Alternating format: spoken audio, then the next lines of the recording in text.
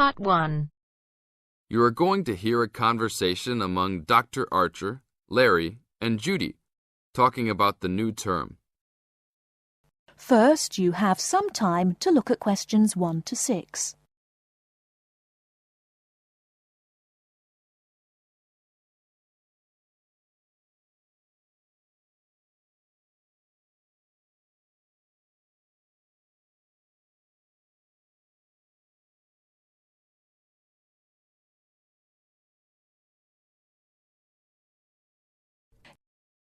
Okay, everybody, welcome back to the new term. I hope you've all had a good break and that you're keen to start on your research project. What I'd like to do this morning is to give you a chance to ask questions about the project, requirements, ways of approach, how to get help if you need it. Today is informal. It may be already written on paper, but it's nice to have an opportunity to have it confirmed. So, any questions? Dr. Archer, is there a confirmed due date yet to hand it in? Yes, I can now confirm that it's 16th of July, not 15th, as first advised. Okay? And what about the word limit? Well, there is some flexibility on this, but in general it's 8 to 10,000 words. Ah, I see. And you can choose your topic, anything from years 2 and 3. Yes? I still can't work out what I want to do it on. In that case, you should see your course tutor to agree on your final topic, and you should also be aware that there is special assistance available at the library on library resources if you need help on that. Can I just check on the deadlines for everything? Certainly. Look, let me write it on the board when each stage should be completed. First of all, you've got to work on your basic project outline, and that's due in to your course tutor by 21st of February. Which is only 2 weeks away, so you need to get cracking on that. Do we have to include a full reference list by then too? No, your reference list is due on 6th of April, which is 1 week later, so you have time to discuss this with your tutor. And when should we be doing the research? Well, that's over a 1-month period, essentially April to May. And the write-up? Well, you need to do quite a bit of research before you get going on your writing, so that's really May to July, with the due date for handing in on the 16th. Any more questions? Before you hear the rest of the conversation, you have some time to look at questions 7 to 10.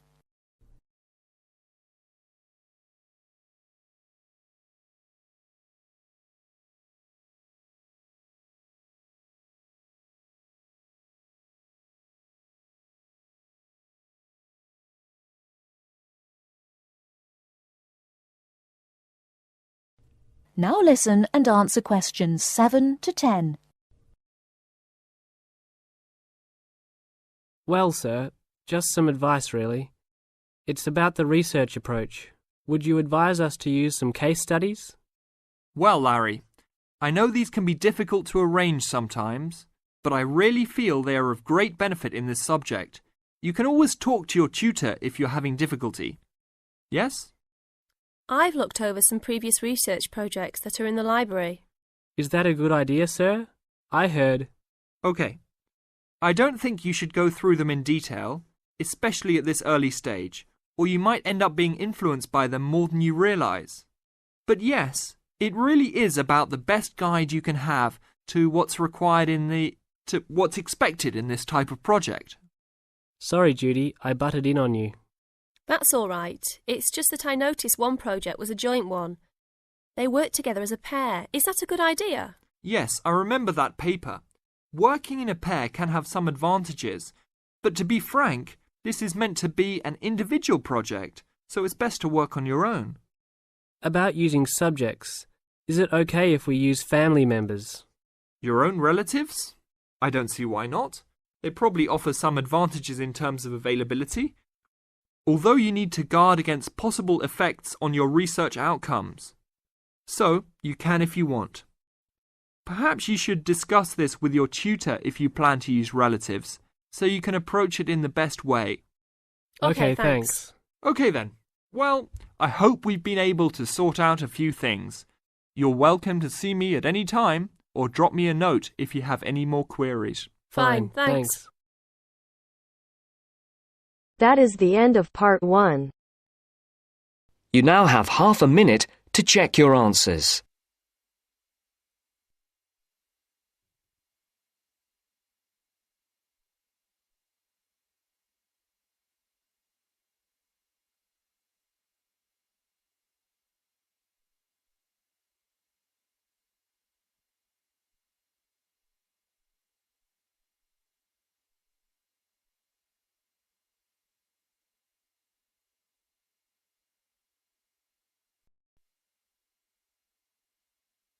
Now turns to part 2.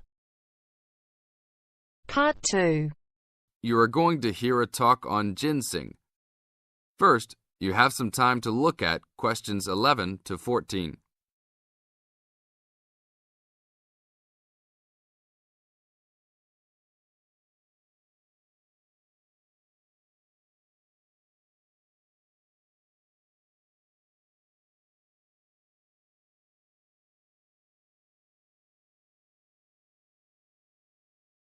Now listen to the tape and answer the questions.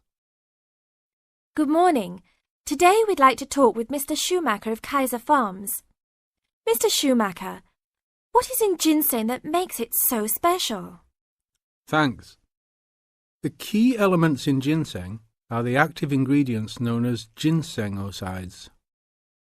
All true ginseng products on the market contain a certain percentage of ginsenosides, and a number of factors determine how much. The age of Wisconsin ginseng when harvested plays a major role in determining the natural level of ginsenosides. Tests have shown that the older the plant, the higher the ginsenoside content. 5-year-old Wisconsin ginseng plants have had ginsenoside levels as high as 20%. As a family operation, one of our strategies in producing the highest quality product available is to only harvest 4- and 5-year-old roots. The majority of Wisconsin ginseng harvested is 3 years old. The reason for this is that the expenses to care for and the possibility of disease increase as the plants become older. By limiting the amount of ginseng that we plant each year, we are able to provide the necessary attention and care to produce the highest quality 4- and 5-year-old roots.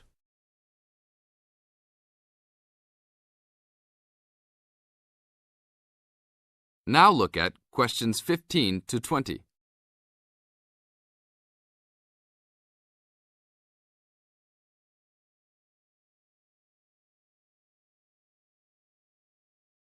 As the talk continues, answer questions 15 to 20. What is Wisconsin ginseng used for? There are 2 real species of ginseng on the market today: Panax, Korean or Chinese, and Panax quinquefolius, Wisconsin. Since ginseng has been used for thousands of years in China, it is easiest to explain the differences in ginseng by using traditional Chinese herbal philosophy. Wisconsin ginseng is considered a cooling type herb, and Korean or Chinese ginseng are considered heating type herbs. As a cooling herb, Wisconsin ginseng is used as a preventative medicine. Here in the United States, Wisconsin ginseng is considered an adaptogen. As an adaptogen, Wisconsin ginseng acts to normalize body functions and strengthen the immune system and other systems in the body. Over a longer period of time, it builds up energy and maintains the body at a higher level, acting to reduce stress and fatigue. As a heating herb, Panax ginseng is used more as a stimulant and is often prescribed in China when the body is recovering from an illness and is worn down and in need of a rapid boost of energy. It is only recommended to be taken over short periods of time and not continuously. Wisconsin ginseng is considered the premier ginseng in China because it can be taken on a continuous basis and acts as a preventative type medicine by slowly building up the body.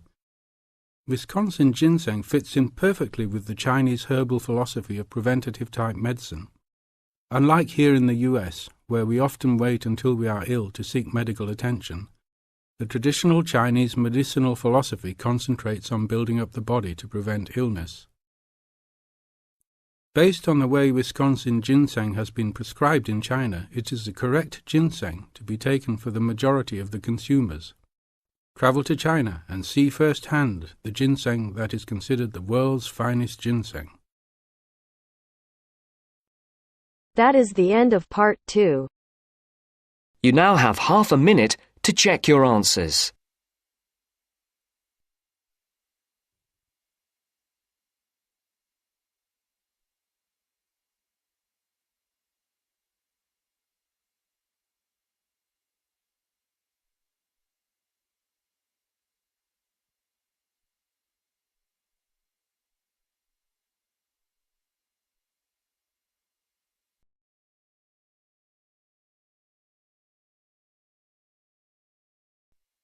Now turns to part 3. Part 3.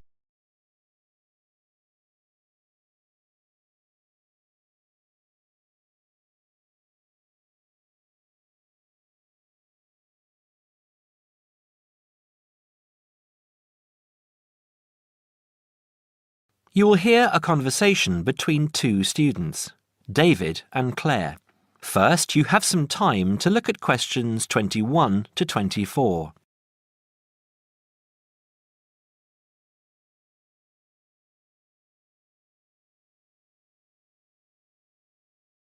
Now listen carefully and answer questions 21 to 24. Hi, David.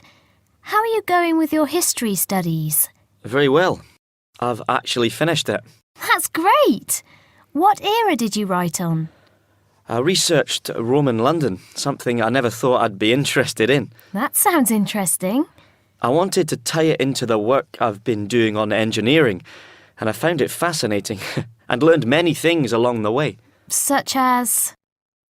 Well, although there were prehistoric settlements throughout the vast area now called London, strangely enough, no evidence has yet been found for any such community at the northern end of London Bridge, where the present city grew up.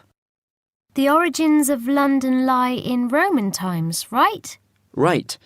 When the Romans invaded Britain in 43 AD, they moved north from the Kentish coast and traversed the Thames in the London region, clashing with the local tribesmen just to the north. It has been suggested that the soldiers crossed the river at Lambeth, but it was further downstream that they built a permanent wooden bridge, just east of the present London Bridge, in more settled times some 7 years later. As a focal point of the Roman road system, it was the bridge which attracted settlers and led to London's inevitable growth. So, London Bridge has been there for hundreds of years?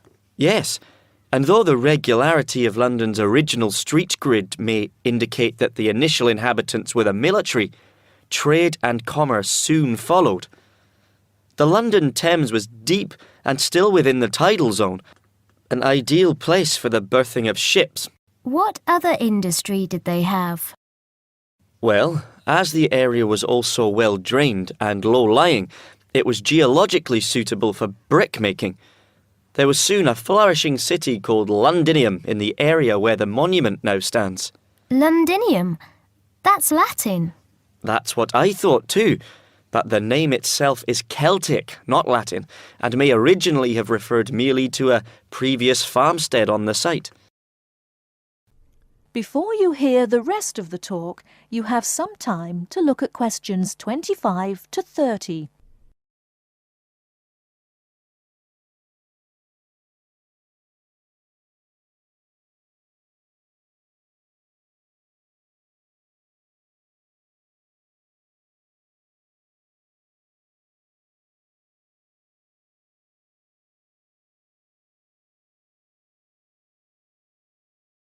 Now listen and answer questions 25 to 30.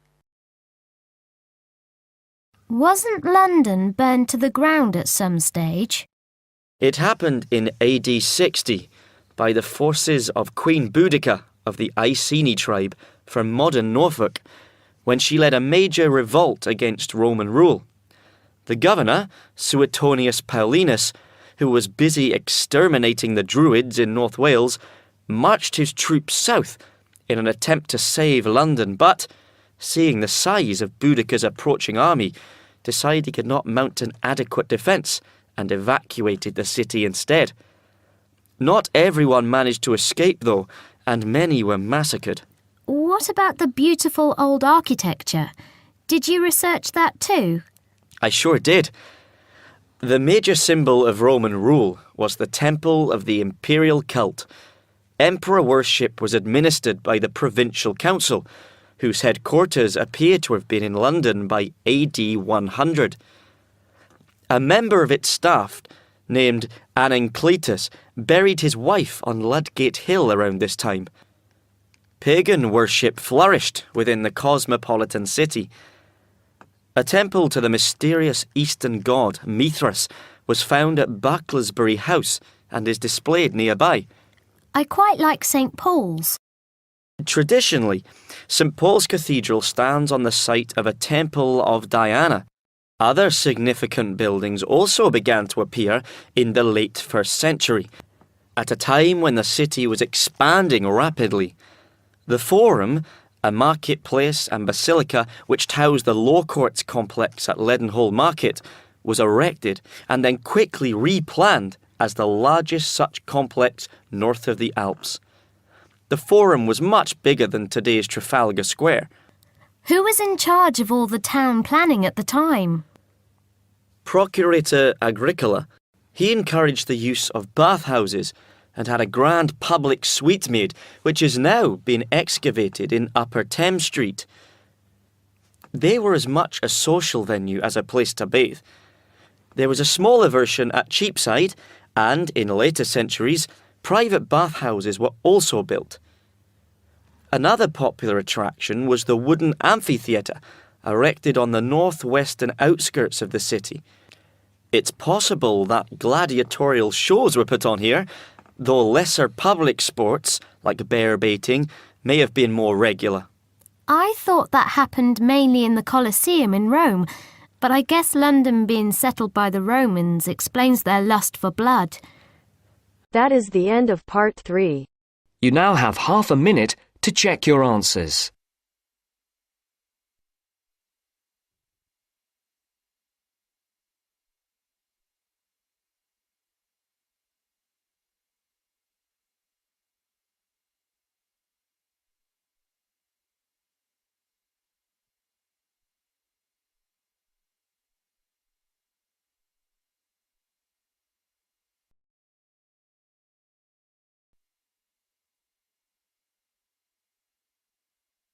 Now turns to part 4. Part 4. Now turns to part 4. Part 4. Well, it's the beginning of the digital age, and technology is all set to completely revolutionize the way we watch TV, videos and DVDs and play computer games at home.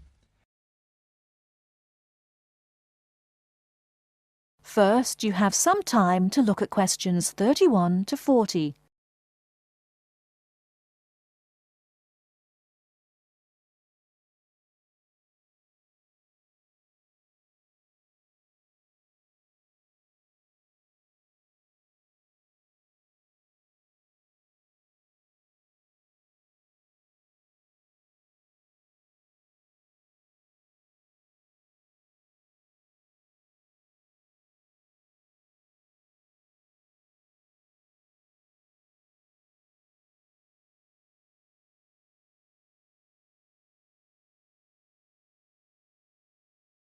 Now, listen carefully and answer questions 31 to 40. Well, it's the beginning of the digital age, and technology is all set to completely revolutionize the way we watch TV, videos and DVDs and play computer games at home.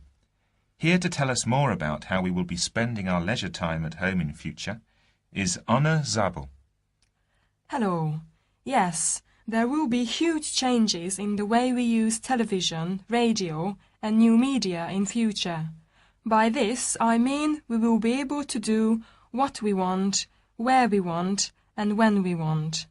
The result is that our homes will increasingly become home theatres, and all our entertainment at home will be available at the touch of a button.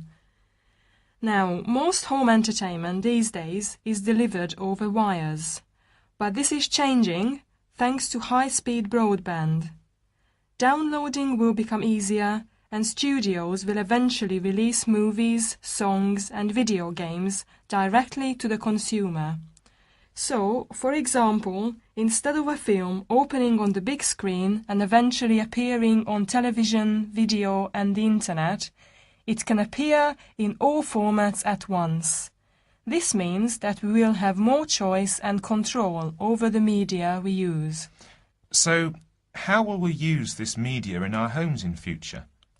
There will be big changes in how we watch video and television. Several research groups and companies are trying to add depth to TV and other video displays in the form of a third dimension. So television and video screens will have depth. What do you mean by depth exactly? Do you mean 3D, like a hologram? That's right.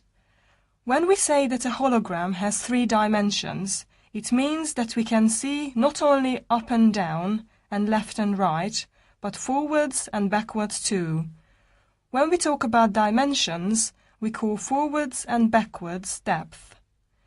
So when we say that a hologram has 3 dimensions, it means we can see up and down and left and right, just like a picture or photo. But we can also look into the hologram because the image it contains has depth. So instead of watching films on a flat screen, we will be watching them in 3D. Absolutely. Well, as we live in a 3D world, we shouldn't really be watching television and films in 2D, and the technology to make this happen is already there. 3D screens are being developed which can be placed throughout the house, even in busy areas of our homes, like doorways and halls. Now, these screens appear to float in air. So in the future, 3D holographic images will be sent into our homes, and we will be able to experience the action as if it is taking place right in front of our eyes. So, the action won't just look real, it will be real. Incredible! How does this technology work? Well, to get true 3D, each of your eyes has to see a slightly different image. 3D screens interweave multiple images in vertical stripes using special coatings and filters built into the screen. This means that each eye sees a different set of stripes. These screens are called lenticular screens. Now, these screens are easy to produce, and some laptop PCs and cell phones already have them. However, lenticular screens do have one disadvantage. The strain on the eyes and brain of putting together a 3D image from 2 flat ones can result in headaches and dizziness. But a few companies have developed a hologram 3D display which does not cause these problems. Instead of building images, then leaving them to the brain to put together, holograms create a whole image that reaches the eye exactly the way light from a real object does. You can even walk part of the way round a holographic image to see side and back views, just as you would do if the object was right in front of you. Twin holograms will let a couple watch 2 different programs on the same screen, even if they sit next to each other on the living room sofa. So no more arguing about which program to watch. That's right. Patio screens are being developed too. Patio screens? What are they exactly? Well, a patio screen is a big inflatable screen, which means you can take it outside your home and watch a film in your garden. Some patio screens are even equipped with DVD players, and some new ones may even have a wireless connection. Amazing developments there. Well, join us after the break when we will be talking. That is the end of part 4. You now have half a minute to check your answers.